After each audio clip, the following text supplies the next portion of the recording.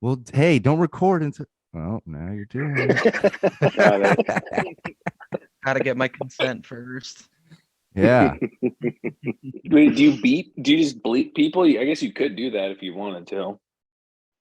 I don't monetize. I can't even monetize. I only have 300 No, subscribers. no, Well, no. less Beep, than like that. like. I mean, Uh, beeping, like beep. Curse beep, that kind of Nah, thing. I you don't can do want it to do after that. the I fact hate for that. sure, but that you don't. As long as you're not posting it, because YouTube has the thing where you do have to, like, Copa caught up with them, so you got to say like not for kids, and kids can still find it, but it's a box to check. You know. Yeah. Yeah, I just Uh, drive around to like the local schools and just like, scream out my link.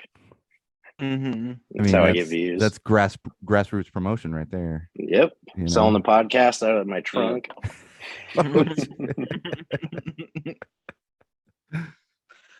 Standing in line at Warp Tour, handing out recordings. Oof. Yeah, you know what's No, up, dude. the trunk at 7-Eleven with all the CDs and sleeves. Yeah. Yeah. I got hit up on one of those like a couple months back, and it took me back to the early aughts. I haven't had that because living up in LA, you have that every other block basically. You go to the Yeah. liquor store, you go to whatever store, you get a guy trying to sell you CDs or shoving a CD in your hand, and then when it touches your hand, you owe them $5. So Mhm. that happened over in El Cajon like a couple months back, and I didn't take it, but I felt warm inside because it felt like home. Yeah, that's still going on up here. Yeah, I I'm got it. pretty I sure got there's it some in- dude around the corner from my house right now doing it. Oh no, it's raining. It's probably not out there. Oh, I got Hollywood it was recently Hollywood was too. ridiculous about Oh, was Hollywood, ridiculous. yeah. Sunset Boulevard, like because I lived over there. Sunset Boulevard was like Yeah. all the time there. Yeah, there in Times Square are the two places I've experienced the craziest. Like, you literally have to keep your hands in your pocket, otherwise you're getting a CD in your hand. Like, still nowadays too. It's just that's what it is. I was in what was it, New Orleans? Yeah, we were out there for Mardi Gras, and talk about a pickpocket world, man. You could like every pair of pants I had a button or a zipper on it because I was like, I am not even playing. And like my wife had her phone stolen. Oh geez. Just a nightmare, man. So yeah, that's not to mention like you get the craziest thing I thought about New Orleans. And I know Sean, you've been there. I'm not sure if you guys have been there, but It's been a while, but yeah.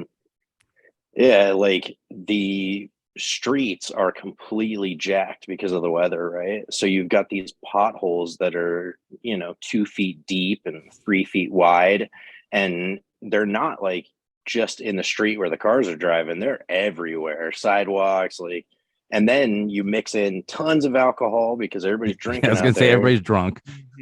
Oh my gosh, the hospitals must be just filled with people with like cut up legs and messed up shins, and I'm sure people are falling all over the place there.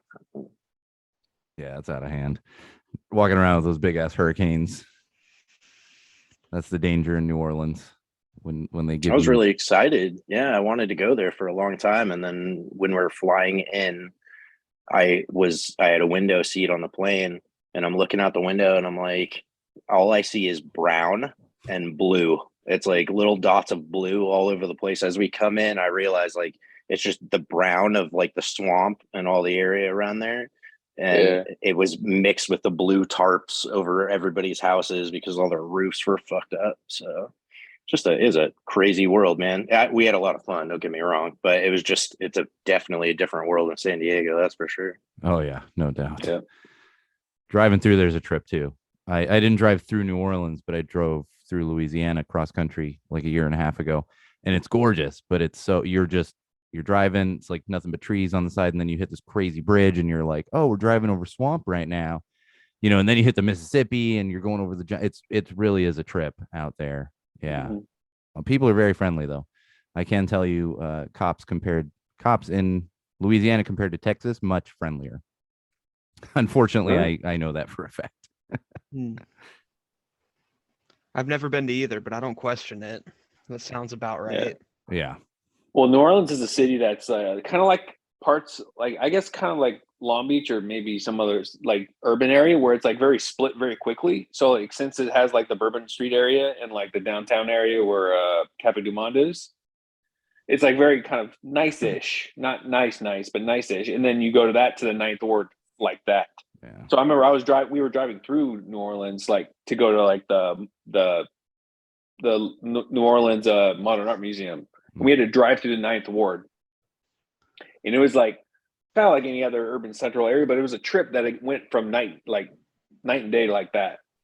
Where and also with what Jeff mentioned with the urban planning, like the streets were even worse in non-Bourbon Street areas because all these houses are built in the 1920s, right? Yeah, and some before then even. Yeah, so they're Yeah. not built for. I'm in a building from 1970. I feel like I'm in something new. I guess Jeff, you have What were you out there for, Aaron? Oh, we were just on vacation because Vanessa's birthday. It was 2018, New Orleans. Nice. Yeah, 2018. So it was nice. It was good weather. I mean, it was cold. Yeah, it was cold, but good weather. It wasn't raining. Had those big drinks and the whole shebang. The Hurricanes. Yeah. The piano bar with the mirror on top of the piano so you can see the dude tickling the ivories.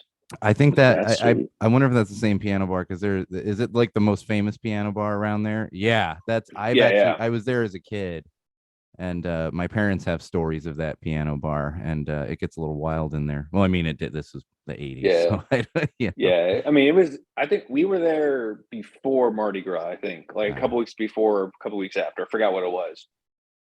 So it was still partying, but it wasn't like off the hook partying kind of thing. We went to Channing Tatum's bar, which was very interesting. Got some good Channing food. Tatum has a bar in New Orleans. Yeah. Is he from there? That's interesting. I think so. Or is he Florida, man? I don't remember. Well, I mean, if you're from Florida, you try to, rep another area anyway. So I wouldn't be surprised. Speaking from experience, people don't remember that I'm technically born in Florida. I forgot about that. Yeah. I've only ever been to Florida one time, and I can't even really say that I went to Florida. Yeah, I can Orlando only say I went to Orlando. Yeah, that's same. like yeah. I did the Fort Lauderdale Airport on a bounce trip for our honeymoon. So there you go. That's about it. Well, and even Miami, I was born in Miami and lived there when I was super little. Miami it's not quite what Orlando is nowadays, but Miami's not like the Panhandle is Florida. Like get up to Gainesville and shit, and it's like oh, and I drove through there on that road trip, and it had been 20 plus years since I'd even been in the state of Florida, let alone in the Panhandle, and I was like, oh yeah, this is what it's like here. All very friendly, but just don't say the wrong thing. You know what I mean? So you just went on like a super long road trip across the country, or? Oh yeah, well in 2021, and I think I talked about this a couple years ago, or a year and a half ago on my podcast. We did because my wife Diana's mother had passed away in January 2021, and so it was still pandemic, and her grandmother, who's turning 100 in April, can't fly anymore, and so basically we needed to go to Florida and do like a memorial and all this stuff. And I still didn't really want to go flying, especially with having a 4-year-old, Zoe was 4 at the time. And so it was like, let's take a road trip. We'll take a few weeks and have fun. And I have family in Texas, so we spent a little time in Texas. We saw Art, who you guys know, in Arizona on the way back, and another friend in Arizona on the way out. So we ended up borrowing some friends' RV and just did a whole road trip all the way out to Florida and then all the way back. We spent about 3.5 weeks. Well, the whole trip was like 3.5 weeks, but we stayed in Florida for an entire week at like this RV resort in West Palm Beach, where that's where my father-in-law is right now. He has a condo out there, and at the time, Di's grandmother was living in the condo, and so we all went out there. And so not to take over the conversation for a sec, but that was the funny thing is I got pulled over in Texas, and the guy was a complete jackass. And it was so funny because my wife Di, she was pissed because we got pulled over because he said I was swerving a little bit, and Di turns to him. He's on my, she's in the passenger seat, and she goes, "It's windy," like loudly. And I'm like, okay, it's fine. We're in Texas here. The state trooper. We're in like East Texas, not in like Dallas, or Austin. We stopped in Austin. Very different, and wrote me up a warning. And at one point he's like, is it just the three of you traveling? You know, my kid's in a car seat in the like captain seat in the back there. And again, my wife's like, well, my mother's riding in the storage thing. It's her ashes. And he just goes, oh, okay, writes the warning, and we go off. And then in Louisiana, I got pulled over for an actual reason, because I went to, you know, and I don't know, you guys are, I know too, you, Johnny, I don't know if you're from California originally, you know, it's like slow for emergency workers. So you can still be in the lane. Like, let's say there's a tow truck or an ambulance or something, or a police car on the shoulder, you can still be in that lane. But literally in Louisiana, you have to change lanes. And so I didn't do a lane change because the cop had someone pulled over. And so I get lit up and I'm just like, oh, come on. And that guy, I pull over and he's like super nice. And he's like, I see California plates, just so you know, we got to do this. And I was like, oh, I'm so sorry. He had a legit reason for pulling me over.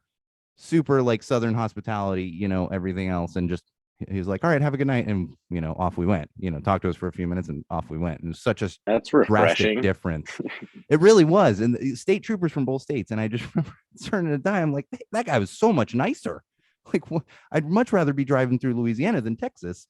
You know, sure enough, it was proven there. But like I said, we went out there for the memorial, literally traveling with my mother-in-law's ashes out to Florida, and all the family flew into there because, you know, at the time, 98-year-old grandmother couldn't travel and still can't. So, but now she'll be 100 next month.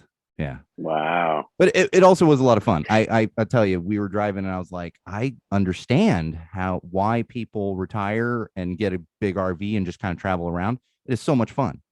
You pull up to I would love to do that. and I'm telling you, anyone that says to me like I would and it is well worth it. You get the RV, you just, you know, schedule your stops at the RV parks like the KOAs and stuff, and you roll in, plug in the RV, pull out a couple camp chairs and crack open a drink, and you're like, all right, we're hanging for a couple days. It's so much fun. It really is. Yeah. Aaron, you went on a trip with Mikey when he was on the bus for a while, right? You met with us in Vegas. We weren't on the bus there, but so you weren't. Okay. Mikey's sister lived in Chicago or suburbs or whatever. And they were moving out because her husband got a job at Disneyland or something like that. So Mikey was like, hey, they're going to pay us to drive the truck. And like, we didn't have to help them pack or anything like that. Just drive the truck for them. And they'll follow us in the truck. They'll pay for our hotel. They'll pay for our food, the whole shebang.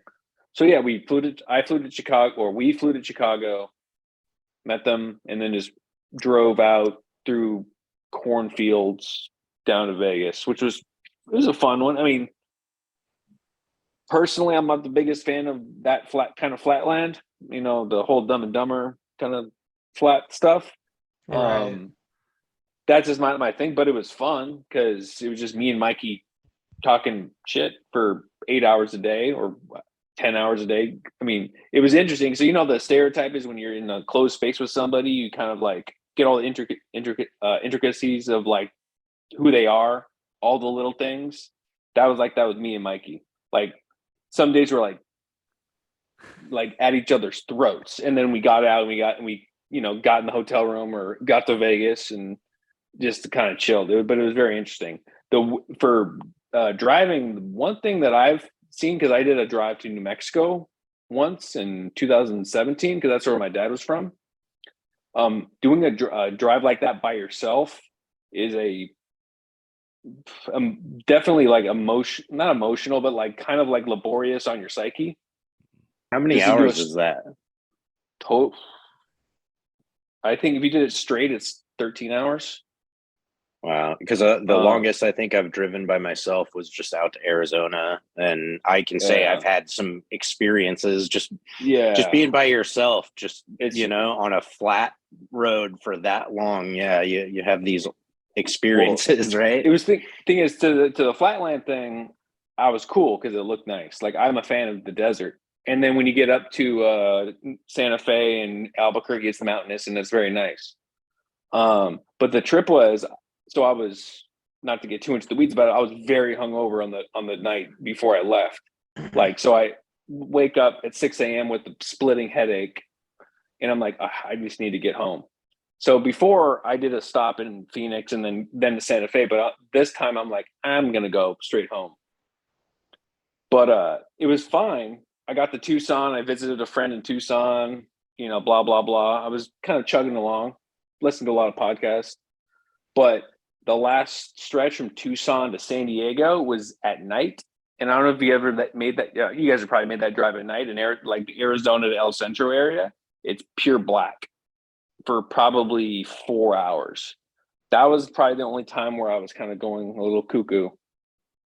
I've actually got a crazy story about that. Like that same exact stretch. Like I was headed out to Arizona, and it was one of those dark nights, where it's just you can't see anything in front of you. I think it was even foggy too, and it had been raining, and I was cruising. You know how you get, like, you start cruising 80 miles is like the minimum on those straightaways, especially if it's that dark. Like, I don't know, like I just throw on the brights and haul ass. That's just how I am. But I had my wife in the car with me, and we see a cop up ahead, pulled over with its lights on, and the lights aren't the like go this way or go that way lights. They're just like the I've pulled somebody over lights. And so I'm like, oh, somebody got busted hauling ass on this road, and it's raining, but it's not like it had been raining way more the previous week, and like it had kind of cleared up. So I'm hauling ass. I see the cop, so I slow down a little bit, but I'm not too worried about a cop on a straightaway who's already pulled somebody over. And so I slowed it down, but I probably was still over the speed limit at that point as I was passing by the cop. Well, what I didn't realize was that when I get to the cop hadn't actually pulled somebody over.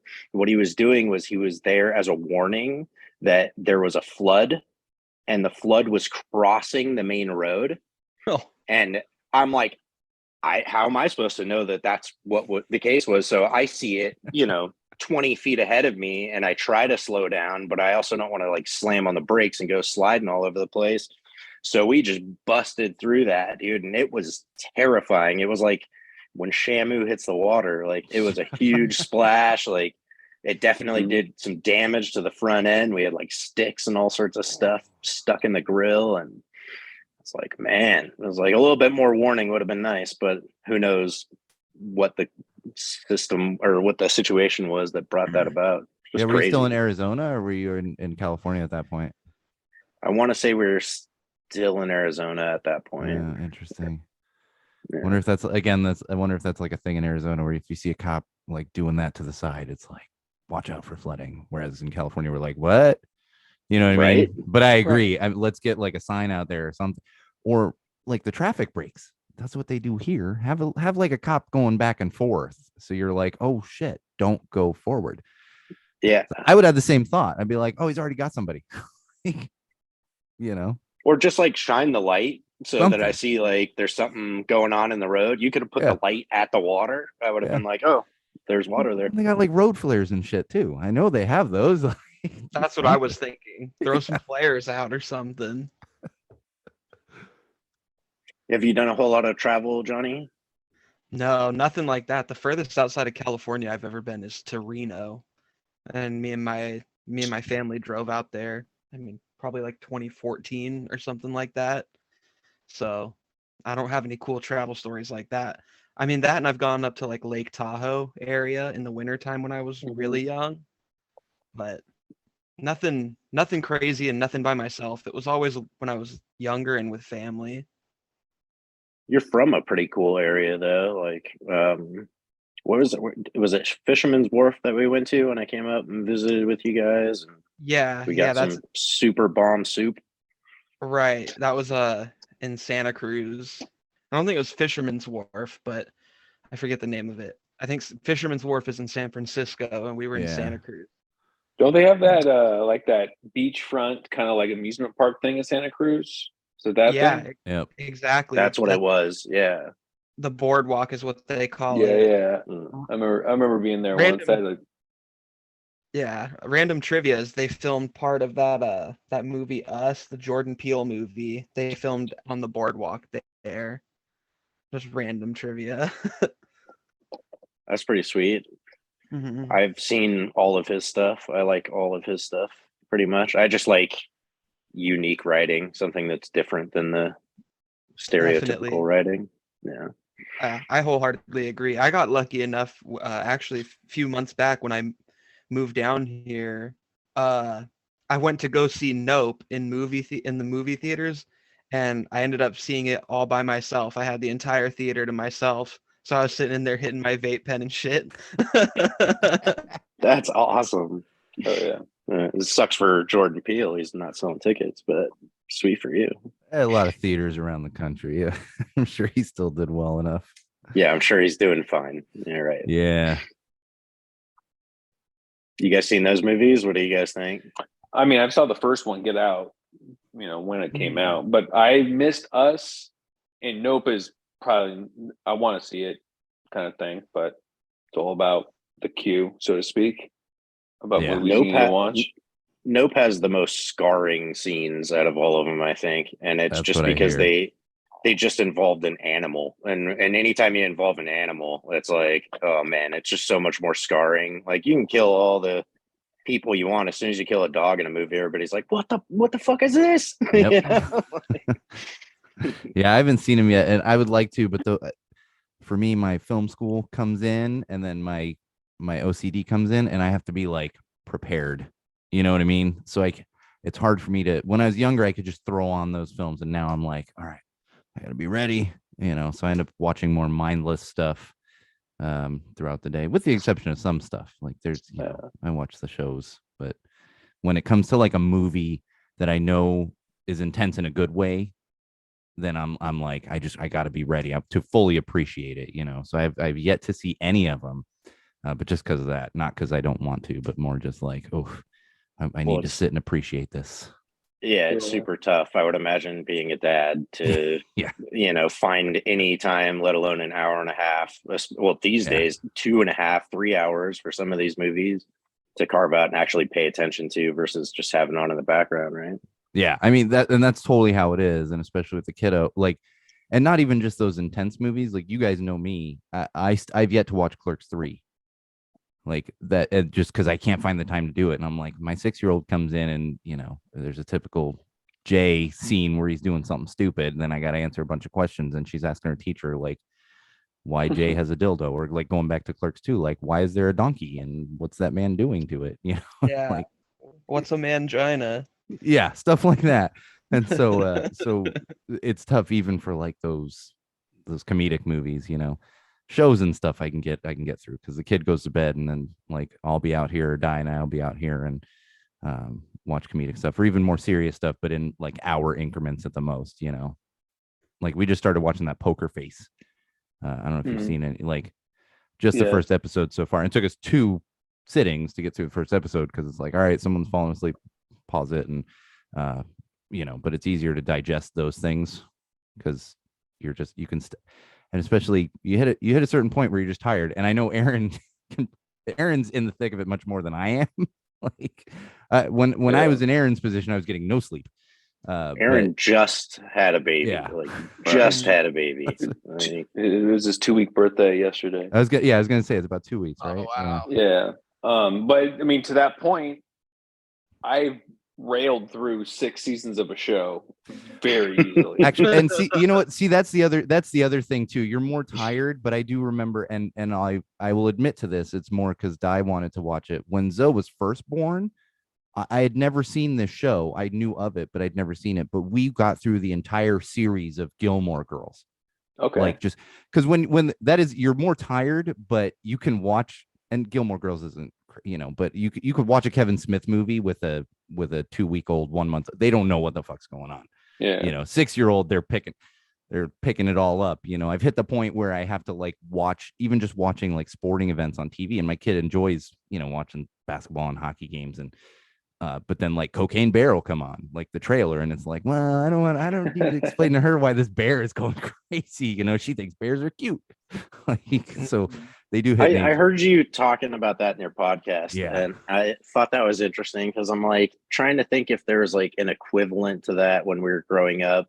And they had like beer commercials and stuff like that, and cigarette cigarettes commercials, Yeah. but like I'm trying to think of like, I guess like horror movies would probably be like the most scarring thing that I would see pop up. And so I guess it would be comparable to that. But yeah, it's a pretty that's a Yeah.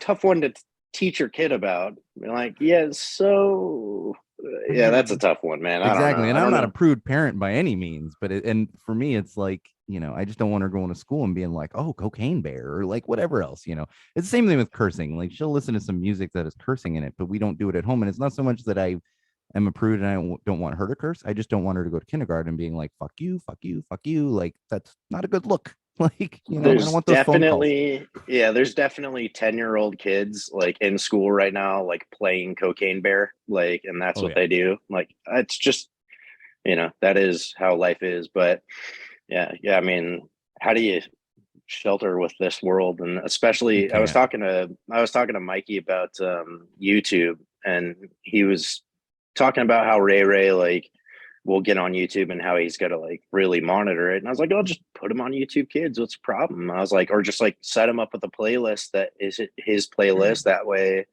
he's not getting suggested videos. And he told me, he's like, after a video, it doesn't matter. By the end of the video, it'll pop up with suggested videos, a lot of the time, or it'll be like one of the things up in the corner that'll say suggested.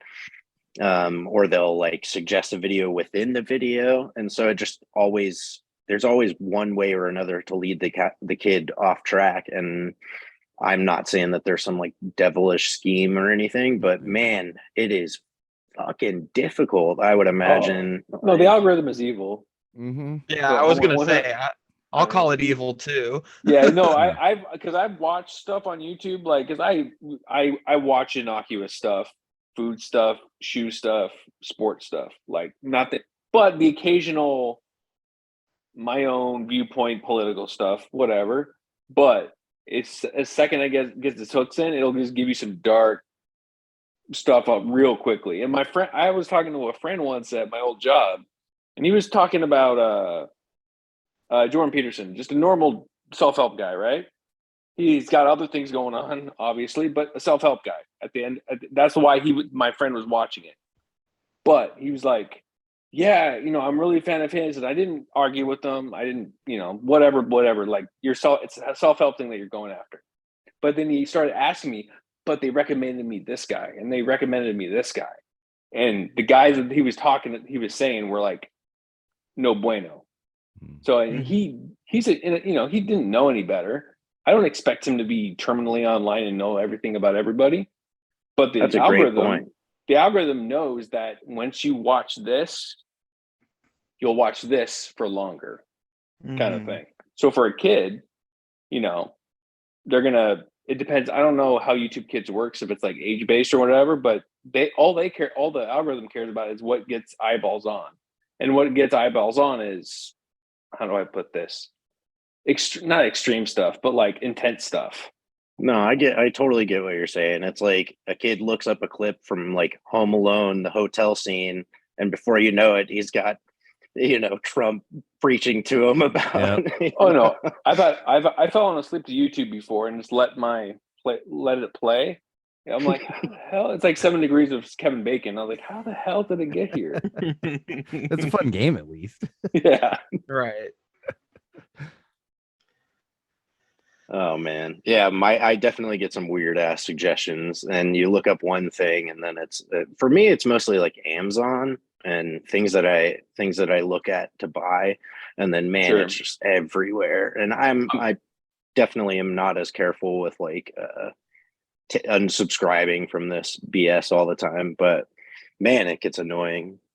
Well, with the baby stuff, I get weird ads. Like Vanessa looks up something, and then I get the ad, and vice versa.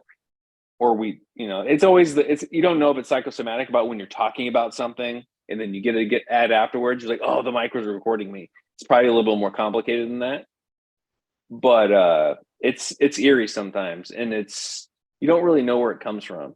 That's the weirdest thing, because all these companies, that's how they get their scratch, is by sharing ad stuff, AdSense, Google, Yeah, whatever. All that's that's all the stuff that they call data. When they're selling your data, that's what they're talking Yeah, and about. it's not specific data. Like they don't know that me and my wife are married. The algorithm doesn't know that. They know that we Right. live together, and we've been living together for however many years because of geolocation. Because the metadata is just very general.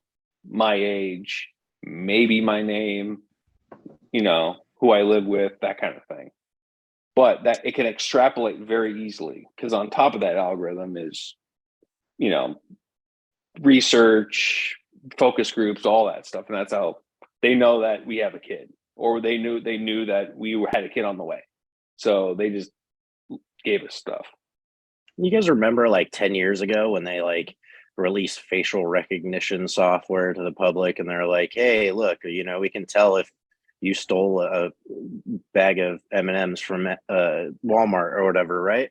But then we just stopped hearing about it. Like nobody talks about facial recognition anymore, but that shit's still out there, and I'm guarantee you it's 10 years better than it was then. It's purely government now for the most part. Oh yeah, I would imagine. I mean, because like private companies, right? Because the airports used to have that thing where you would, I think it was JetBlue or something like that, where you would stand in front of it and that would be your boarding pass. But people got really freaked out about it. So, for lack of a better term, they kind of sunsetted it a little bit. But I think a lot of that cutting edge stuff is all government. And because you see China has that too. China has a more of a surveillance, the same amount of surveillance data as us, but they use it more in front where we have it more in the back. Yeah, London, I mean England, but London specifically is the same way. Yeah, and larger venues and stuff around the US use that. So like stadiums and ballparks, for example. So like Jeff, I know you go to a lot of Padres games. They have facial recognition, not everywhere, but they have it there because the question always comes up when you get banned from a stadium or an arena or anything like that. They're like, well, how do you enforce that? And they're like, there's facial recognition actually. So they're seeing everybody that's coming into the park or the stadium or the arena, whatever it is, and they're utilizing it there. But I'm sure it's mostly covered. I mean, and to Aaron's point, that I think when it's out in the open more, it becomes a little more. You're like, okay, we're it's a give and take here, as opposed to certain areas like the U.S. where you just don't know what's going on. I froze. Who froze? You froze. Yeah, you froze for a second. Oh, sorry. Bit on my end. Yeah, see it here, but I saw it. So I saw in New York City, I think a couple weeks ago. I think Sean, this is kind of what you were talking about, where there was someone coming out of a music. I think it was a music venue where someone just had a straight up camera, just recording everybody coming out of the venue. It's a little too, probably too obvious. But when it comes, like when actually people see the surveillance, it's kind of like, not to get too weird about it. It's like Schrodinger's cat. Like it's only there when you see it, kind of thing. Yeah. Because all this other surveillance that we kind of allude to, like we can't really quantify it because it's all abstract. Like speaking of which, I don't know if you've been to Petco Park or noticed that like there's giant towers. There's about 3 giant towers around Petco Park that are built into the park. And if you're there during a game and you're paying attention, you'll notice that there's 2 snipers in each of those towers. 2 snipers for a baseball game, but like that's the world we live in, man. Yeah. It's like you want to try to do some crazy, you'll get taken out quick. Well, and like in Disneyland, like Aaron was saying, coming out of a venue, they're taking your picture. That's what they do at Disneyland now. If you go to Disneyland, they're taking your picture. Everybody that goes through and I think Disney World too. I just haven't been there, but if you're going through the turnstiles, they take your picture when they take your ticket. And literally, like I was there a little over a year ago when it was still like, all right, I'm gonna wear, and they were enforcing masks on rides, and when you're walking in, they're like literally like, lower your mask, we got to take your picture, and then it's attached to your ticket. So Disney's just got everyone's. Yeah, that's how they enforce like not being able to pass off your ticket stub now. They don't hand stamp you anymore. What they do is they take your picture, and so if you're in Disneyland and then you go over to California Adventure with a park hopper, when they scan your ticket, it pops up a picture, and they literally look and say, "Oh no, that is you that went into Disneyland." Yeah, That's what they Dang, do. Now. Disney, if they get my picture, they're just updating my profile at this Yeah. point because Yeah. I've been going there since I was a kid. I Yeah. went there when they did like the thumbprint for a while. Yeah. So trust me, they've got everything they need if they ever want to take me out. Well, and honestly, Well, that's me overall. I'm kind of like, what are you gonna do? You know? Well, the saying is like, oh, if you're not doing anything illegal, you got nothing to worry about, right? That's kind of Yeah. like what we've been saying for just stuff with cops for a long time. I'm like that with this kind of stuff. I'm like, Me if too. their only point is to sell me things, cool. Like Yeah. I can skip an ad. Like Yeah. that ain't no Yeah. thing. But it's the other side of the coin where it's kind of muddy waters. Where what else? Why else are you doing this? Is it like a database of everybody? That's a different story. But if you're just selling people things, which is the motivation for 90% of the things that happen in this world, or in this country at least, that's fine. I got no problem with people trying to sell me things. Yeah. But that's the thing about internet services being free. Like, imagine Google, right? Google's free for us, but the trade-off is they sell our data, take our data, but we get stuff for free.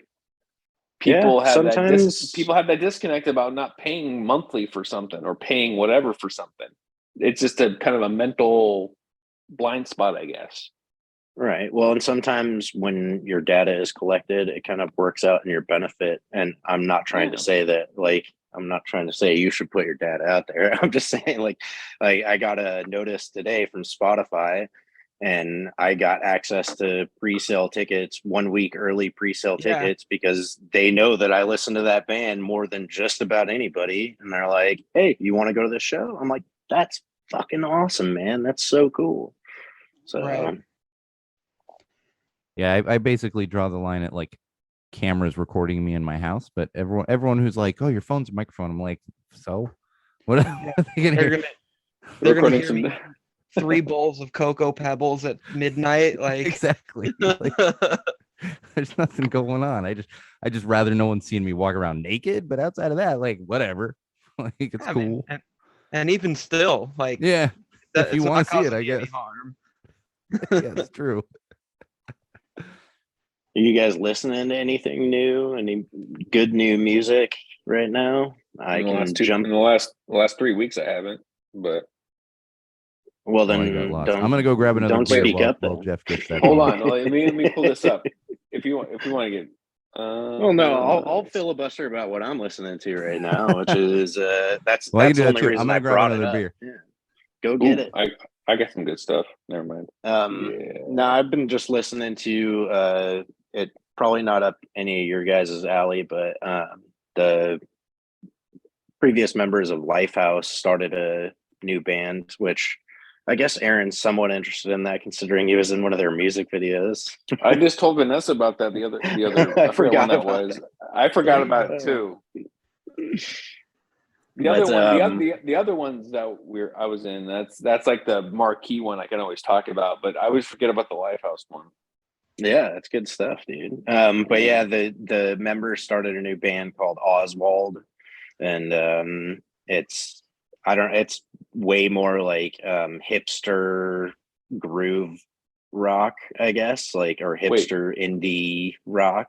Like shoegaze, or that's what I was thinking. Shoegaze, like the little white t-shirts and the jeans and the white chucks. Like, yeah, they've got fedoras on and stuff. Oh, so like the 1975, like that kind of stuff.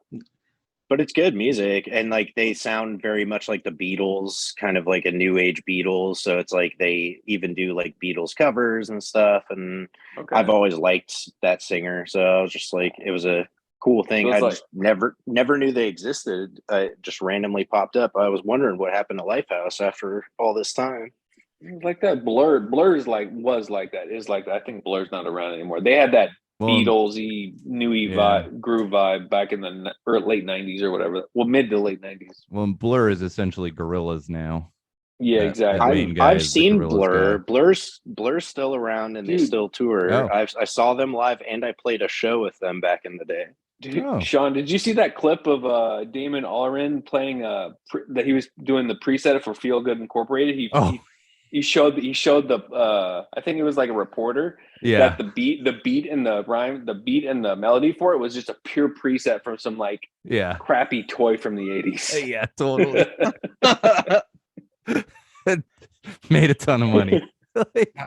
Well, dude, Apple loops like GarageBand loops. That's Yeah. in the early aughts. So many hits were used with that.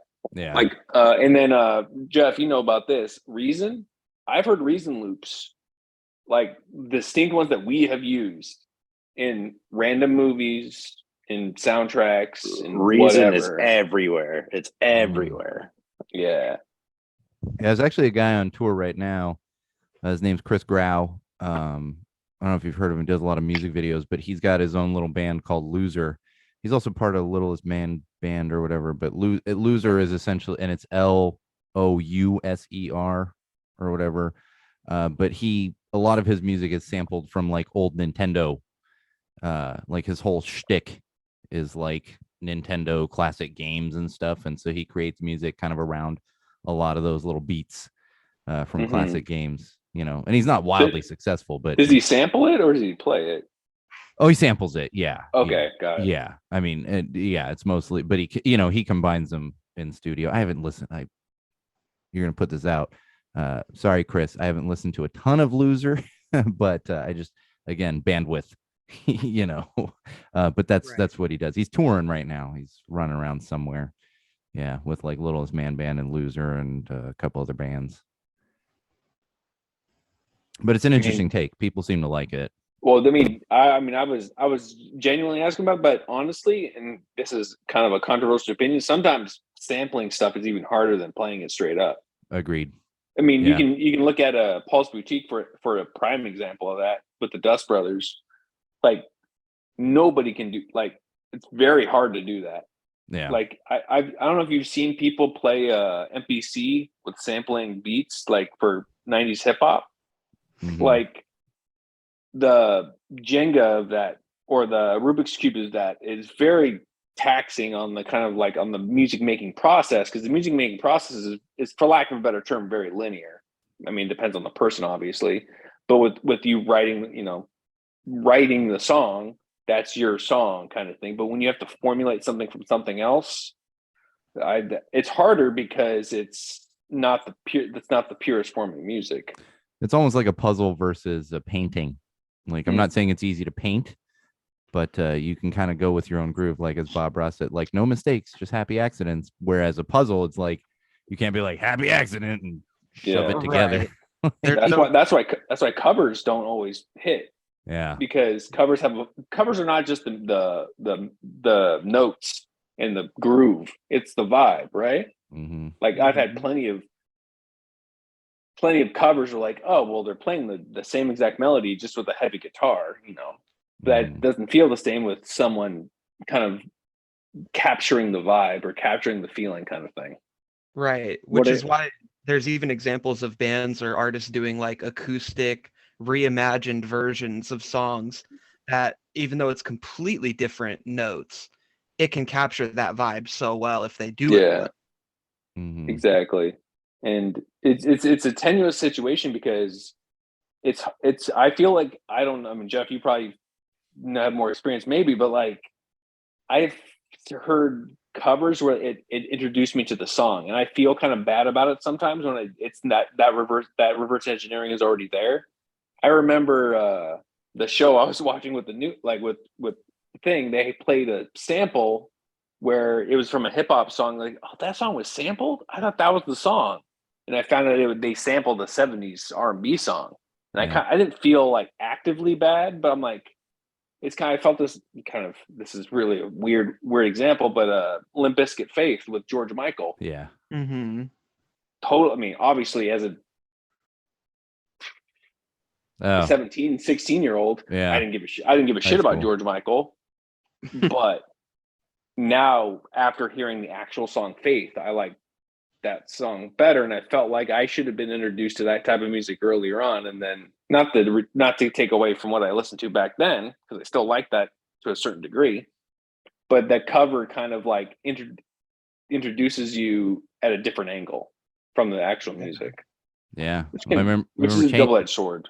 I remember changes from Tupac. I had no idea who what's his name was. Oh my gosh. Steve, not Steve. No. It's a Bruce really Hornsby. Bruce Hornsby.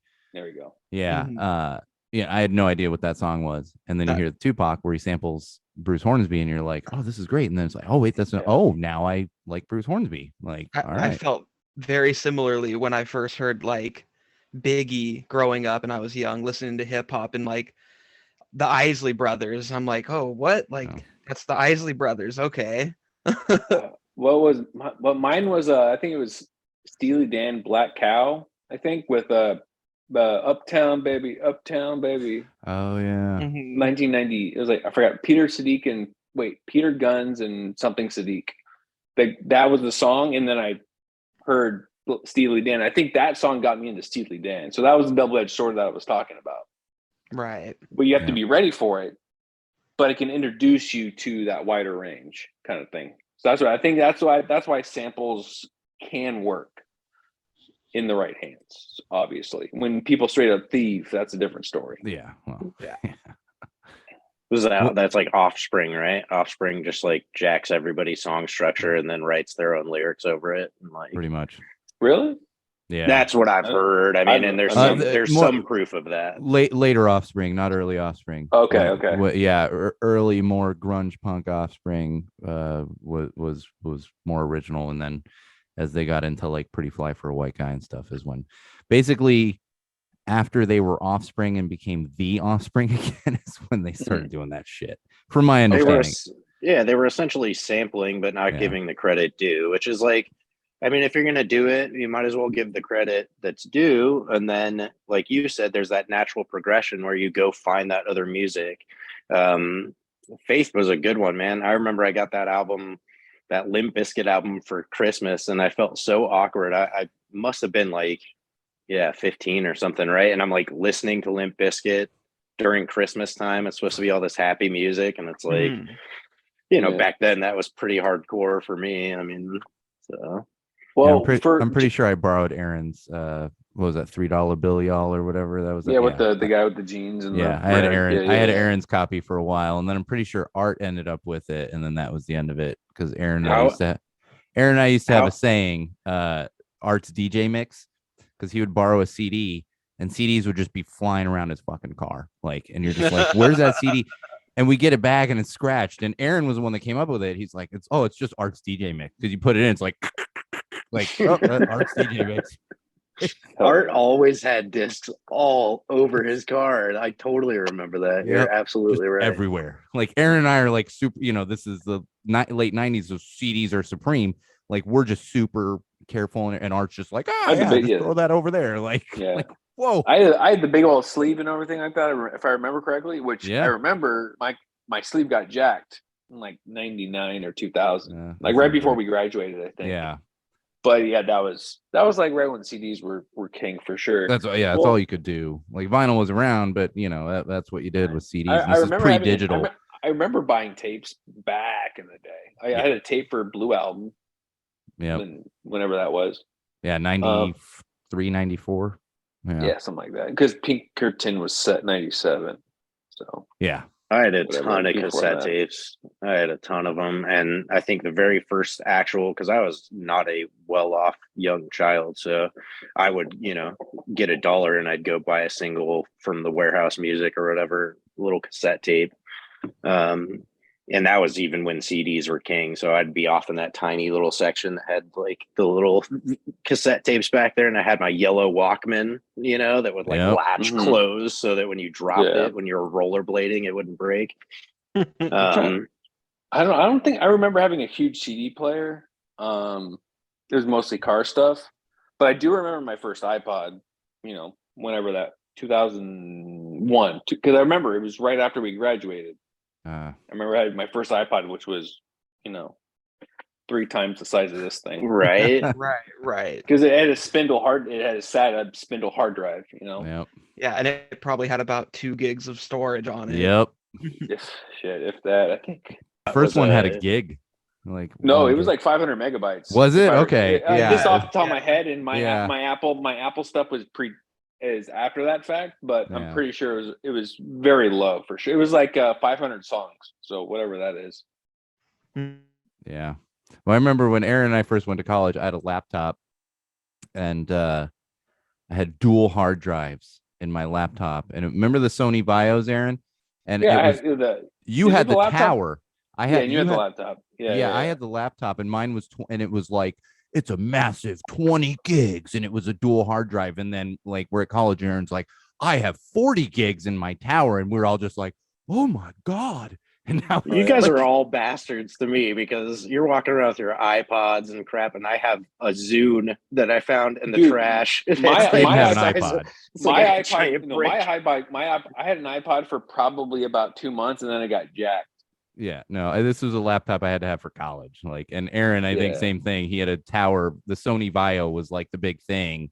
Yeah. Late 2000s, most late of 90s, my early 2000s. computers have come from Aaron, so I'm not arguing with Aaron's choice on computers. That's most of the computers I have are old Aaron computers. Are you still using the old one that I gave you? The Yep. tower thing?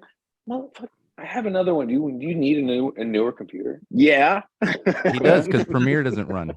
Yeah, I do. I got a Nothing 2007 runs. Nothing I have runs. a 2000. No, I got a 2017-ish laptop you can use. That's not. I got a couple computers here, but they're not Macs, so I don't think you want it.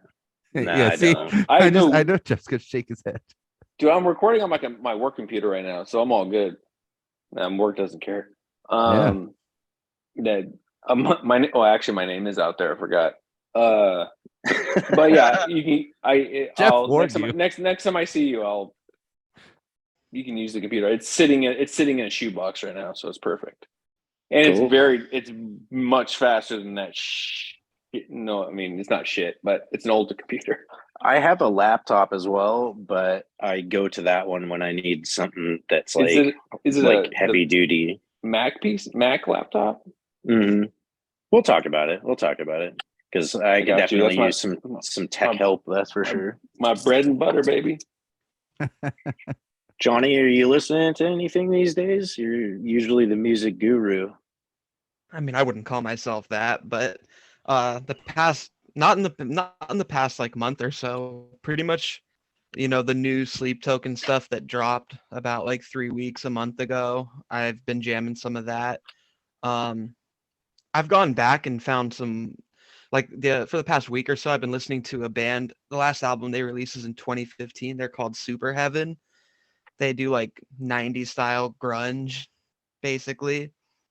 I've been kind of experimenting with listening to them. They're pretty cool. And you like a lot of like pop punk stuff that's like late 90s, early 2000s stuff too, right? Yeah, for sure. Even some of the modern pop punk I like. Well, I'll tell you, I found a new pop punk band, very Southern California pop punk called Taken Days.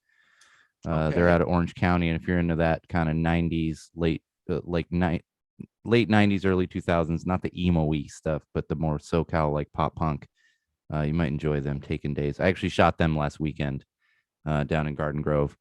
Nice. I hadn't had a chance to listen to them yet, and it's so funny because I'd met the guys before at another show before then, and so I'm talking to them before, and they're like, "Oh, I hope you like it," and stuff. And then afterward, they're like, "Oh, what'd you?" I was like, "Dude, I grew up in San Diego in the '90s. Like, this is literally just right up my alley." So if that's what you're into, you'd probably enjoy Taken Days. Taken Days and Chaser. Chaser's a little harder. They're a little more skate punk. I'd say the most new pop punk band that I've really enjoyed their stuff is No Pressure. It actually has the lead singer from The Story So Far. It's like his side project. Oh. Yeah. They're really good. I guess I would describe it as like maybe a little bit more skate punk than pure pop punk, but definitely has pop punk influences on it for sure. And I saw them live about a year ago in like a bowling alley. There was like a bar off to the side of a bowling alley in San Jose, where I'm from. It was a really, really Those good are my show. favorite shows. Hell yeah, they are. I love I'm the going to tiny bowling little alley shows. Sunday for a show.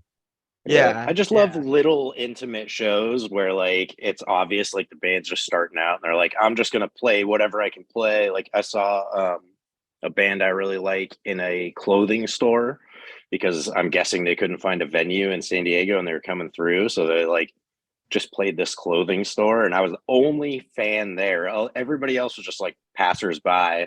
And so I'm like in the crowd singing the lyrics and like they're all playing straight to me. It was heaven. Right. Yeah, those are the best, and that's pretty much how Is that just It me? went out. No, it went Yep. out. It went I out. lost Okay. audio for a sec, Johnny. Johnny, we lost you. Can still see you, but no audio. Yeah, it's bound to happen. Technical Yeah. issues. Yeah, I won't cut out. edit it out. Oh, we got you back. There you go. Okay. There you go. Yeah, no, I was just saying that there was like maybe 50 to 75 people in there total, and crowd surfing, people jumping up on the stage, having a good time. They're actually, I just looked it up. No Pressure, the band I'm talking about, they're going to be at Soma on June 3rd, so on the side stage. Oh, Right. and I'm looking at it too. And you know what? They're playing Belasco. I might have to check that out. Mm-hmm. I've been to Belasco Selman Theater is real forever. close for me. I just pulled up their site. Yeah. Yeah. Have you been to Soma yet, Johnny? No, not yet, but I've only heard good things about. We're Go talking ahead, about the sorry. same Soma, right? No, Yep, it's a Sports Arena third iteration. It's not our Soma, Aaron. one? Oh. It's Well, I know the Sports Arena one. Well, but it's still like the Soma, like it's Oh, yeah. still like the title, yeah. It's the third. The only reason I say not our Soma because like in the 90s it was a different location. Like my very first show ever. My very first show ever was Unwritten Law with Blink-182 opening for him in 95 or 96. And that was what I thought was the original Soma. But then I was talking to the merch guy a couple years ago for Buck09, and apparently, like when we were super young, there was a Soma downtown, like not in the Gaslamp, but nearby. Then they moved to the Soma that was in, oh my gosh, like not far from USD. And then now, is that the one with the alley in the back, or is that the current one? I'm not There's sure. like a smoking alley out back. I think that's. I mean, the no, one. the when I went to that Soma, there was a smoking alley about Yeah. that because I saw. I forgot if you were with me, Jeff, or someone else. I saw In Flames and Killswitch at that Soma. Yeah, I was there. Yeah. Speaking of which, you see the new In Flames album that came out? Love it. Like 2 months ago ish. So I'm good. loving it. Yep. And it looks like the majority of people are loving it too. My brother-in-law Chris hit me up and was like, "Have you heard the new In Flames?" And I'm like, "Dude, I hear all the In Flames because that's all I listen to." But yeah, I was able to go see them like I want to say like 3 months ago or so. And who they play with? They played with. I can't remember the band they played with, but we pretty much just went there, saw them, and went home. Like, didn't even stay for the headlining band. I do that so much. Yeah, I've done that before. I saw Mastodon once with my friend. Oh. And he's like, yeah, and he gave me the he gave me the ticket because he had an extra ticket or whatever. And I was like, oh, but Russian Circles is opening for them. That's who I want to see, kind of thing. So I was like, Russian Circles is my jam. And then Mastodon was kind of like even though they were the headliner, that was kind of like the second thing. The other thing is I saw a Queensryche show in North Park when we lived over there. Mm. But another power metal band was opening up for him. I'm like, that's my favorite power metal band ever, Fate's Warning. Like, I watched Fate's Warning and I was like locked into all the songs, even the new ones that I knew. But Queensryche, I was like, they're good, but I'm not here for them, kind of thing, even though they're the headliner, which happens. Was that Observatory, Aaron? Yeah. Yeah, I still haven't been to that one. We got one here in Santa Ana. Oh, really? Yeah, but there's one in Santa Ana, so it's Observatory OC and then Observatory San Diego, and I've been wanting to get down to the Observatory San Diego. They're Live Nation now, I think. Yeah, Live Nation bought them all. That's the one thing that sucks is Dude, I've been seeing a lot of that kind of stuff. I mean, you probably know this more than we do, but like just the intricacies of that stuff. Oof. Yeah. I try to avoid the Live Nation venues, but you just end up having to go to them. And it's Live Nation and Ticketmaster because it's the same fucking company now. And they own all the big venues. And that's what I was looking at. They're essentially clear channeling all the venues. Yeah. Like the way it's only the Clear small Channel one. did it with radio stations, right? Yeah, it's only the small venues now that haven't been bought up by the big boys. It's funny. I'm looking at that too. So June 4th, I want to check out this No Pressure, but I'm getting old in 3 days in a row. So let me fill you in on a little. So here's my leading up to that June 4th No Pressure. I will be in Vegas Labor Day weekend with shows all weekend because that's punk rock bowling. Then I come back into town on Tuesday, and then Wednesday I have a show. They put they have a new knitting factory up here. I bet all you guys have been to Knitting Factory, the original one in Hollywood, but there's one in North Probably. Hollywood now. Yeah, you've definitely been there, Aaron, because I was right near, and Jeff, I'm sure. I don't know about you, Johnny, Yeah. being up north. Yeah, And then definitely not. no, yeah, it was a pretty staple venue in Hollywood. And then that closed down and they reopened it above a restaurant in North Hollywood. It's a cool little venue. But then I go from that to 2 days of interrupters and then that No Pressure show. So I think I'm gonna do it. I'll probably be dead, but gonna try to do it. Yeah. I mean, You I gotta recommend do it, man. Yeah. Yeah, I think it's worth it. And it's probably cheap, like $20-$25 Mhm. ticket. That's a good thing too. I already spent the money on the interrupters tickets and punk rock bowling, so Right. may as well. And Belasco's close for me. That's the thing that kills me up here is for shows is, and it's getting better now with that knitting factory opening and that Belasco's getting more shows. But I'm in, and it's so funny because people that don't live in California, really, especially Southern California, they're like, oh yeah, no, just go to Orange County, and it's like, yeah, it's 2 hours trying to get there. It's like a Friday show, 2.5 hours, like, and so I end up going to Orange County so much because that's where all the shows are. And it's just been Right. draining the hell out of me, like just drain House of Blues, Chain Reaction, Garden Amphitheater, and then Observatory. None of them are close. Like, I mean, they're close to drive, and then the drive home is like 40 minutes, but the drive there is like 2 hours. Like, Well, if you guys got another little bit, I think we'll put like another like 20 minutes on the show. And then I'd like to jump into a little bit of TV or movies. And then if we can close it out, since we got a couple of sports guys in here, and close it out talking about some Padres if you guys are down. Padres. I'm watching a game right now. Not a Padre game, but I'm I was gonna, what game is it? Is Laker game? Laker game right now. All I talk winning? about is Padres. So. Yeah, Are I'll they talk winning, about Aaron? it. Yeah, they're winning. Okay. Yeah, the Are you- Padres, they've been making some moves. Exactly. They paid that dude. They paid him. Yep. They paid a lot of dudes. Yeah. Yeah. Yeah, they did. Are you guys? But before that, are you guys watching anything right now? Did you guys catch the new Mandalorian episode the other day? No. Mhm. Well, with baby, I'm watching it as it comes out because Nice. I'm up. I think the last episode I watched at 4 a.m. Yeah, 4 a.m. It was a little So bit better this Okay. time, right? Well, A little more tolerable, at least. yeah. Is that the second episode? Yeah. Yeah. Okay. The what's interesting about Jeff is what Jeff kind of alluded to is the first episode had I don't know how to put it, not a sloppiness to it, but like kind of like it felt like a filler on the opening episode, which is kind of weird. Filler should be in the middle of the season, not the beginning. So, sorry to interrupt, but maybe I will go watch episode 2 now that you're saying that, because I enjoyed the first 2 seasons, and I watched the first episode, and I was like, cool. Disney is trying to sell a bunch of Baby Yoda toys. And then, cool, we just threw everything from the original trilogy at a wall, and we're like, cool, yeah, let's just use all of that and throw it in. Like, that's what it felt like for me in episode 1. And so I was not real excited about episode 2. So I'm glad you said that. Well, it's because I have a text thread with like just people that Star Wars stuff. And we all had like the thing where like, well, that happened when the episode came out.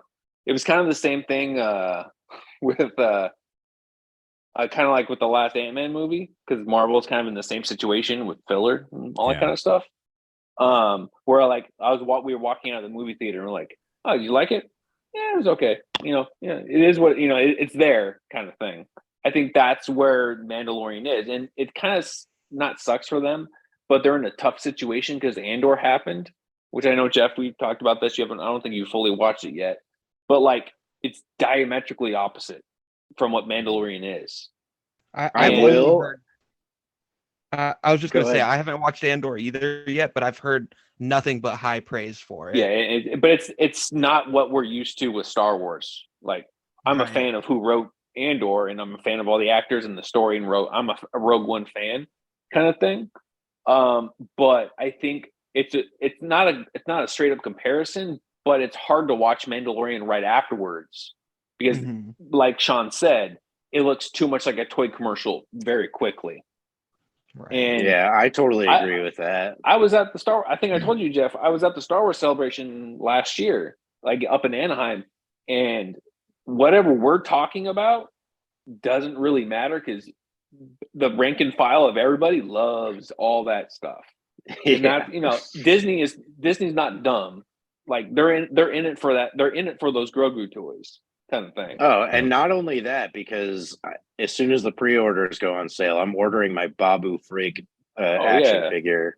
Oh yeah, and you got us Grogu baby clothes. I'm like, I may have my own opinions about Baby Yoda from the show about whether I like it in a narrative stance, but I'm gonna eat it up. I'm gonna eat it up for a children's clothes kind of thing. Oh yeah. Yeah. So Well, like it's again, like I said, like if we're trying to deconstruct it on a narrative sense and on a quality control sense, that's a totally different story. But is it entertaining? Like, am I gonna watch? Am I gonna watch it? Of course, I'm gonna watch it, but I'm gonna have opinions about it. Like, I can talk about other things that I quote unquote don't hook me, but I still am entertained by it. Well, My only quip is the reliance of the Clone Wars / Rebel stuff, because I haven't watched that stuff. I haven't well, watched it. and that's the Disney influence right there. It's funny because I actually, one of my last projects at Disney was working on marketing for Rebels for the Disney XD show. Yeah, I was gone for the next one, whatever it was you said, Aaron, but the Rebels. And it was like, this is great, this is great. But then it all just became so entwined. And it's awesome for somebody that's super in depth on Star Wars. Like, it's great. But when you're not even a casual fan, but between a casual fan and like super into every aspect of it, it ends up becoming a little overwhelming when you have the rebel stuff and like and now the Bad Bunch and all that. Like, it's just like, okay, I got to keep up with too much stuff here. Yeah. Well, I think was it Mandalorian or was it Book of Boba Fett? I forget. The blue guy, Bane, in the show. Yeah, I see. I He was mixed in them one of the together. live action. He was in the live action. I think it was Book of Boba Fett. I think so. He shot Timothy Oliphant. I remember that. Ah. But for me, who hasn't watched those shows for multitudes of reasons, don't have the time, whatever, that didn't mean anything to me when he showed up. But for someone who watched it, for Dave Filoni, who created the show, that meant a lot to them because they are huge fans of it, which is fine. But it's a weird watching experience where it's a homework involved. It's kind of like Marvel, like where like I don't get me wrong, I've watched fantastic long narrative shows. Like, don't get me wrong, if I watch The Wire season 5, I need to know some shit from season 1. Don't get me wrong, but it's weird when it's like fresh and coming in new. Yeah, it's so wide reaching. They've definitely woven incredible webs when it comes to the Star Wars universe, but especially Marvel. Like, my head spins. I love the Marvel stuff, but my head spins because I don't know enough, and so I want to understand it. And so I've hit a point when it comes to the Marvel universe movies that I'm just going to enjoy the story that's happening here as opposed to trying to understand everything, because it would make my head hurt trying to understand every aspect, like the multiverse and everything else. Yeah, like as a Marvel kid, like I grew up in the 90s, like absolutely loving Marvel comic books, cards, all the, like it was just action figures, everything. And lore was always like a big deal. Like, oh, everybody wanted to know the lore behind the characters, and you could only really find the lore either like snippets on the cards that you would get, or you would have to pony up and buy the comic books and follow along with the lore, which back then it actually was somewhat progressing the characters and stuff. Absolutely. But at a certain point, they started putting out so much content because it got popular that it became impossible to read everything. It became impossible to keep up with everything. And you segmented everybody into their own little groups, and everybody liked this character or that character. And so I think that's what's happening with the movies is you're really starting to see like that audience get diluted. Like I'll go see a Spider-Man movie, but I'm not going to go watch another movie about Ant-Man. I just don't care enough. And like Yeah. the connective tissue between the movies now feels much less ever since the events of like Infinity War and all that stuff. Well, remember that thing that we talked about with the algorithm? They want the eyeballs and the time, right? That's kind of what they're aiming for with the synergy of it. So, I mean, Sean, you know about that. Way too much. Yeah, exactly. So, like, that's kind of like they're not just selling you that specific thing; they're selling you the company. Yep. Like you know what I did the other week? You know, I watched Captain Marvel on Disney Plus, or I was, I was going to see Ant-Man, so I rewatched another Ant-Man before on Disney Plus because I have it. Like that's I'm playing right into their hands with Yeah. they're planning with this kind of stuff. You know, and there is a little bit of backlash. I mean, you guys probably read all the Ant-Man stuff and that's happened in the last couple of months with them, how much money they've blah blah blah with the critic blah blah blah. You know, that kind of thing. There is a little bit of market saturation, but they're still dealing in such big stakes that it doesn't really affect Joe Q public. Yeah. Like, yeah, I think I'm just feeling it coming on now, you know, like I'm feeling that fatigue start to come in, especially with Warner Brothers starting up their new universe again. And like, when do we get to a point of where Marvel feels like they got to relaunch everything? Like, I don't know. It just seems like I'm going to have to pick and choose which movies I want to watch or which series from now on based on just who I like. Most definitely. I think Marvel is pretty more or less on the tipping point for me on that one. The only reason I go to movies there because I have a set friends where that's kind of our thing that we do. Because my friend is a super Marvel fan. Like if you talk smack about Marvel, he'll kill you. But yeah, it's definitely a, you know, it's what's the term? Sunk cost fallacy, where you feel you're kind of in it already. So I kind of feel like I kind of need to watch it. Not need, but like I feel like an obligation to watch it because I'm personally, my wife knows I'm a completionist where you have to like finish the narrative story kind of thing. Like that's why I don't catch up on shows. I mean, we're probably gonna talk about shows eventually, but like sometimes I don't start shows because I know that it's too much of an investment because once I start it, I have to get through it all kind of thing. That's Game of Thrones for me. I haven't watched a single episode because I know. At the very least, it's 10 episodes a season. Like there are some, I think it was like Lost or something like that, where it's like 20 episode seasons. Yep. I'm like, I could never suggest that show to anybody, unfortunately. So did you watch Lost, Jeff? Yeah, and that first season, so good. Well, goddamn. So let me tell. I was working at Disney when Lost was happening. So ABC, you know, we actually had a couple things that we worked on marketing wise, very ancillary because I worked on mostly kids stuff. But I remember everyone would come in like the day after, and they're like, "You don't watch Lost? You don't watch Lost?" And this was like a couple years, and then Lost ended, like that final episode, and I still don't really know what happened in it. But everybody came into my office, all these Disney employees, and they were like, "Fuck Lost." Like they were so mad, and I was like, "So it's good that I didn't watch Lost, huh?" Like literally, and we can say similar things about Game of Thrones. But, like, it's the hardest show to suggest to somebody because it's a mystery box, and and if you get stuck trying to figure out what's in that mystery box, you'll get all the way to the end, and then you're not going to find out what's really in there. Not in a satisfactory way, you know. So that's the moral of that story. Yeah, and I feel like that show's a victim of the time frame it was released in too, because I watched it as it aired, you know, every week. I don't feel like it's a binge show. I personally. Oh.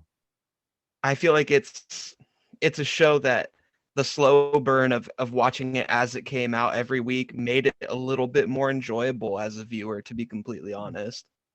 Sure, all the water cooler talk every week I was just about gonna Yeah. say, what yeah. this means, and yeah, Exactly. Like you said, tying into your point of it being such a mysterious show. Mm-hmm. Well, you know what's Yeah, fascinating? Oh, go Sorry, ahead, go ahead. Johnny. No, you go ahead. I was just going to chime in with the only show I've been watching recently, which is The Last of Us. That's really the only show I've been. it's great. I love it. It's there's a few little hiccups, a few minor hiccups here and there, but otherwise, I love that show. Last of Us. We only Yeah. got one episode. That's kind of disappointing to know that we only got one more episode to go. But maybe once it's done, we can get together a little panel and have a discussion on it, because I'd love to delve into that, especially with people that have played the game and stuff too. I know, Johnny, you have. So Yeah, I'm a huge fan of the series as a whole, so I would love to do and that. on that same note, I'd be totally down to watch through Andor and then have some sort of discussion about that afterwards with Aaron and whoever wanted to watch it. Or 100, man. I'm down with that. Totally. I'll rewatch with you actually, Oh, there you go. yeah, dude, because refresh is always a good thing. you got some time. Yeah. Well, How's I think, the game going, Aaron?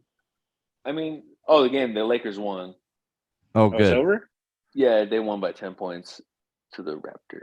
So I'm not if you saw me fist pumping and whatever, that's what happened. I'm not even a big Lakers fan, but I'm cheering for him. I want to see him make the playoffs here. Yeah, I thought you were like yelling at your wife or something. Yeah. No. Well, and just to circle back, I will say, to Johnny's point, it's interesting what you're saying about the slow burn of it and the water, and like Jeff, the water cooler talk. Back, oh my gosh, about 7-8 years ago is when they really shifted, because you've noticed, like with Last of Us, and there's so many shows, Mandalorian. Before, they would put the whole season on there on these streaming services, and Yeah. I remember sitting in conference rooms because I was actually at Universal at that time, and they still owned a bunch of Hulu, and so everything was running through there, and about 2015 is when the shift went from, we're going to put all the episodes on at one time versus the slow burn on new content. Obviously, if they pick up an older series, they throw the whole thing on there, like an Office or a Friends or whatever else. But Right. everyone started to realize, like, all these executives were like, wait a minute, let's not just put binge shows out there. And I'm sure there's still some binge shows that are great for it, but there's a lot to be said to that, like, slow burn and the anticipation and like, okay, cool, and everything else. I completely agree. Like, they're doing it with The Last of Us. It's every Yeah. week. And as someone who's played through both of the games a handful of times, and I know all the major story beats, they've taken enough creative liberties where it makes sense to, that the slow burn between every episode each week has been amazing. And it makes me feel like a kid again, honestly, to have a show where I'm like waiting for every Sunday at this time for the episode to air. Yeah, absolutely. There's Yeah. so much to be said for that. And you're not just, I also feel like when you binge, like there's certain shows that are, you're watching a 22-minute sitcom. It's like, whatever. I'm going to watch 6 of these before I fall asleep. But then when it's a show that you want to really retain it and understand it, like Johnny's saying, and appreciate it, that anticipation and that slow burn, there's so much to be said for that. Absolutely. How about them Padres then? Wait. Let me give you guys one quick confession, then we'll move to the sports. Yeah, let's do it. So I and this isn't a crazy confession, but I find random shows like on Netflix, because what I'll do is, when the kids at school, I'm usually working all day, but when I eat lunch, I'll pull up a show. So I like to have a go-to, and I'm not a horror guy necessarily, but I enjoy like action comedic horror, Lost Boys, Underworld, that kind of stuff. So I end up finding like a lot of like werewolf, vampire stuff, or like Viking, Norse lore stuff. And this suggestion popped up on Netflix. It's this show called The Originals.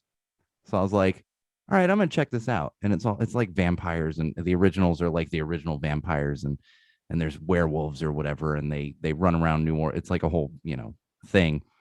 And I get a few episodes in, and something popped up. And again, here's the, probably microphones hearing me listen to, watch originals, and something popped up, and it was like the Vampire Diaries. And I've never watched the Vampire Diaries, but I remember this as like a teenage drama show, maybe a la Twilight. I don't know.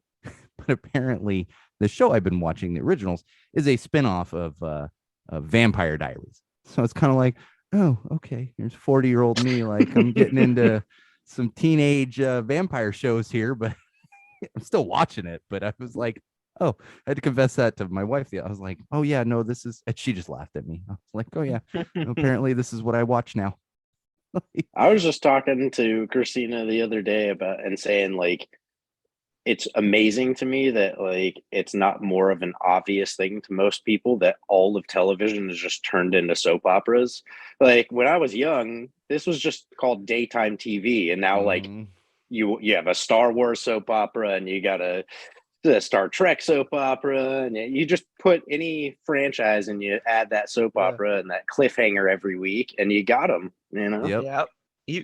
Even like pro wrestling. I mean, it's really always been that, but pro wrestling it's a soap opera for men, essentially.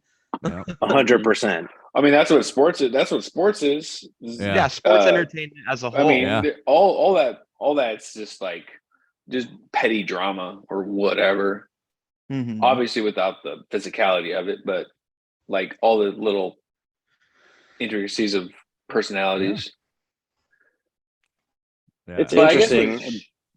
Being like a new fan of like baseball, it's weird seeing all the because it's my first introduction to like actually paying attention to the news and the marketing side of like sports, because I said this in previous episodes, but I was just usually a fan of nachos and going to the park. So I never really paid much attention. Tony Gwynn used to come through my drive-through like every single game when I worked in Poway. So it never seemed like this crazy big thing to me. And now that I've got like season tickets and stuff, and like we get all the marketing, and you start to see there's a total like storyline being played out like a sitcom, or like a, like we were just saying, like a soap opera, and you've got all these characters, and it's crazy. You just throw in the mix that, they're extremely talented. So, but it's crazy because a lot of them are extremely talented. Absolutely. And then they're also idiots. And so that mix is really crazy because you see them doing some crazy dumb stuff out there. Well, you got one of them down there in San Diego there, Jeff. Right. Little Tatis. I don't know what the hell that guy's doing. He's doing steroids. No, it's a haircut. It's a haircut. It was an athlete or athletes, but I forgot which one it was. It's so stupid. I should say allegedly. This is being recorded. He's coming after you, man. Yeah, right. Hey, I mean, that's how I go out. It was meant to be. Yeah. That's how this podcast gets famous. Right. Yeah. I'll fall on that sword. Yeah. No, but it's a very valid point that you make about sports entertainment as a whole. And like, I used to be embarrassed about liking sports growing up because some of the people that I hung out around are just people in my area. They looked at it, you're just kind of a jock, or like whatever, people pigeonhole people for all kinds of different things. And I had some pretty nerdy friends growing up that were like into like high fantasy Dungeons and Dragons or video games, stuff like that, nerdy stuff in air quotes. And I remember by the time I was like 14 or 15, I reached a point where I was like, man, there's not really too much of a difference between rooting for Fernando Tatis or rooting for Boba Fett. Like, it's fantasy, it's entertainment. I enjoy it. Like, why should I feel shamed for enjoying it, man? If you want to go watch Harry Potter, I'm not going to shame you for that, Yeah. 100%. 100%. If anything, obviously it's all relative and subjective, but like, I feel like it, like sometimes when I'm deep into a sporting thing, like, I feel like it's like visually more embarrassing.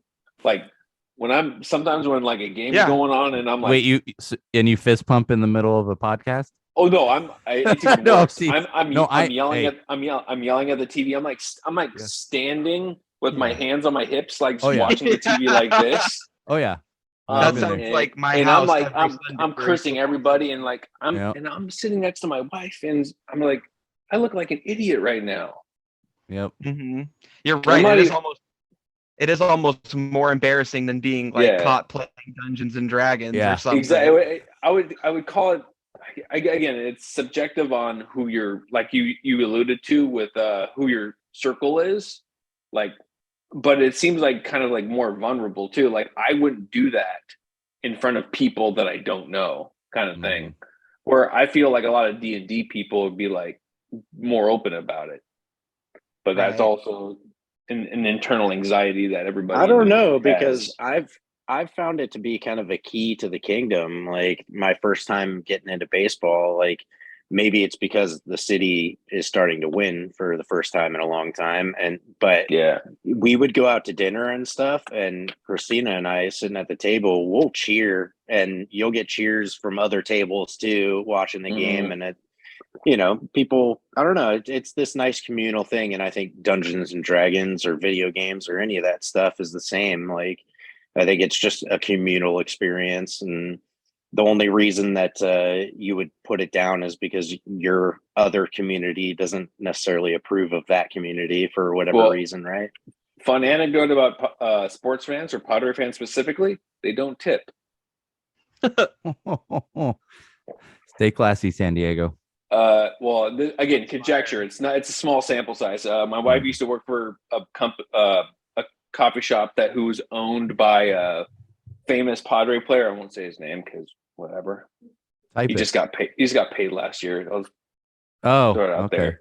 Got it. He's from East County. Hassan Kim. It's obviously Hassan. Yeah, Kim. you Darvish. Come on. Anyways, so he did something very nice for the Padres last season, right? Very big thing for Padres. The shop got inundated with Padres fans. They all came up, ordered 50 drinks and whatever, and just no tip.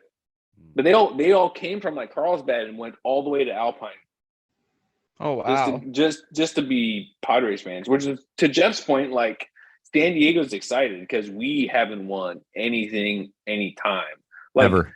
Sean, we all remember this. Like when the Chargers were hot for a minute in 03, 04, 06, blah, blah, blah, blah, Yeah, blah. well, in 94. Remember, you and I were hanging out for that Super. You and I were hanging out for that Super Bowl.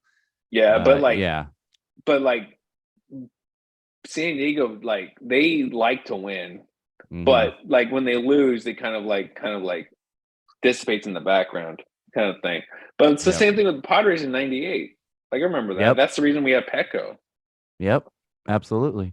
There's definitely a fair weather fan aspect to San Diego fans, and I see that up here in LA too. But LA got a lot of transplants, I'm assuming. See, and that's the other thing with like you go to if Dodgers are playing Dodgers a little less, but especially the Angels, because Angels don't have quite the fan base. You go down there when they're playing the Red Sox or the Yankees or kind of a blue blood baseball team, for lack of a better word. Yeah, it's more than half Red Sox Yankees fans. Dude, when I lived in LA, like East County Laker fans and Laker fans when I lived in Hollywood, two totally different vibes. Oh yeah, because like when I lived in Whittier when the Lakers won in 2010.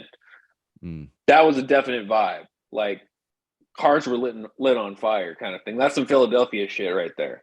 Yeah. But you're not going to see that in downtown because of people are Laker fans for different reasons, kind of thing.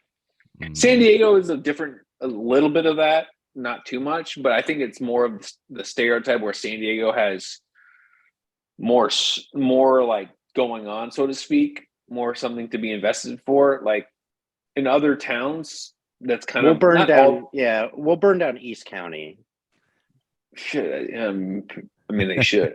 I mean, but the thing is, like, I don't think just because I live there now, I can say that. No, I think it's more of not that we have more to do, but it's like it's not part of this identity of being a San Diegan. Like like my friend who's from Philadelphia, his identity is the sports teams, the Phillies, the 76ers, the Flyers. Like that's his identity growing up. Like it's hard for someone growing up in San Diego to be their identity to be a Padre fan. I do know them, and there are them like that, but on mass, they're not like that. It's a peripheral thing for the most part, just because of what you guys were saying about the transplant thing. Because it's such a military city, these people come in from all different states where they're way more passionate about baseball. And then, you get a stadium full of fans from a different team. It's really kind of awkward, but fun. It definitely makes for a fun setting. Oh no, like go to a Petco Park, like people still cheer, and they're just as hardcore fans as they are anywhere else. Oh yeah, but it's easy. It's easier for us to like not get tore up when they're losing. I guess that's kind of the easy thing to do. Like whenever the Lakers lose, I'm gonna be mad, but I'm not that mad. Like I know people when their team loses, they're apoplectic for a long time. Oh yeah. I have family that lives in Nebraska, and they're like that about college football. It's not even go Cornhuskers. Yeah, man, it's hardcore. Well, it's definitely much more hardcore when you get to those towns that are like college football towns, because they got hard corn. Like Nebraska is corn and college football. Like right, that's it. Whereas San Diego, LA, like all of California, really, like Johnny, even up north, like. There's so many other things to do, and you have a passionate fan base, but when that's all there is to do is go watch college football, like, on a Saturday, like they're just rabid about it. And then it's funny. I wonder the dichotomy of big cities too. Cause like Aaron was saying, a Philly fan, like Philadelphia fans are utterly insufferable at times. You know what I mean? And that is still a big city, but they just have such an identity tied to and their sports teams. Yeah, and that's the reputation they have. People call them Philly scumbags. Yeah, they're known for being that way for all the sports, whether it's the Eagles, the Phillies, whatever. Yeah, Even growing up. Sorry, there was a comedian. I'm terrible with names, but the comedian that just went up in Philly and spent like 35 minutes just ripping the city apart. Oh, I know what you're talking about. That's Bill Burr, and he's like the biggest celebrity I have is Rocky. He's a fictional character. Bill. That's a little bit of glass house there because Bill Burr is a Boston guy, and obviously I know a lot of Boston people, and they get a little wild about their sports. They're sensitive about things, but I think the most sensitive fans that I know are Philly fans. But I think what we've all kind of touched on is it's an identity thing. Mm-hmm. Their identity is, not just being a fan of those teams, but that team losing, that team winning. Like you, Sean, to the thing that you just talked about for Boston, for the longest time up until 2004 or 3 or forgot which year it was.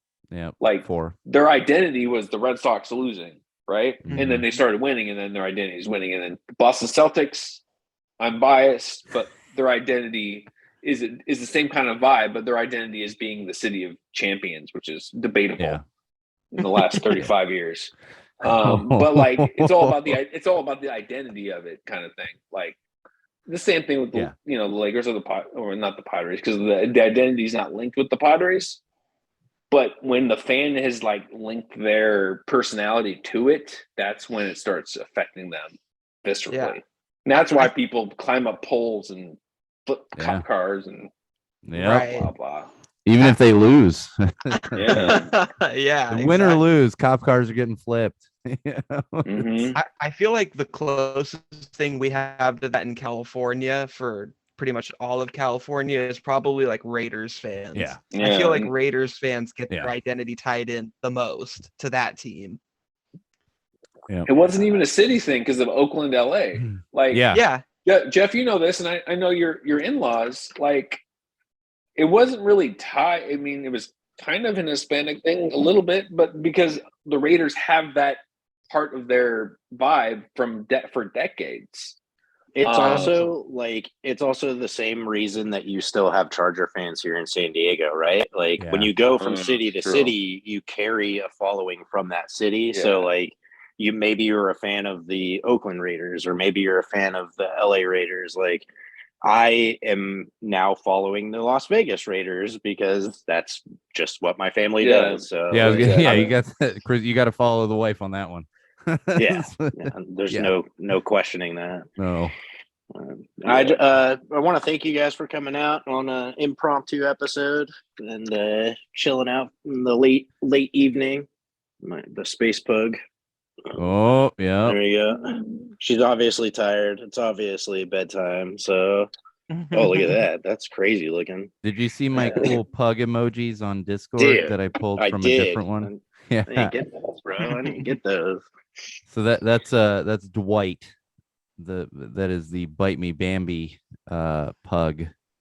And I don't know where they are. They made some Dwight Bucks with. I'll have to give you a couple, Jeff, because it looks just like Rebel. Pugs. Yeah. And I love pug stuff. it's like pug face in the middle, and it's $100 fake $100 bill. Yeah. So I'll have to get you some of those. That'd be great. I'll Yeah, frame for it. sure. No, totally. I have a bunch around. I gotta find them. They're somewhere in the studio. My wife takes over the studio for the week, and then I lose everything. I don't know where anything is. All right, guys. Well, you guys have a good evening. Yep.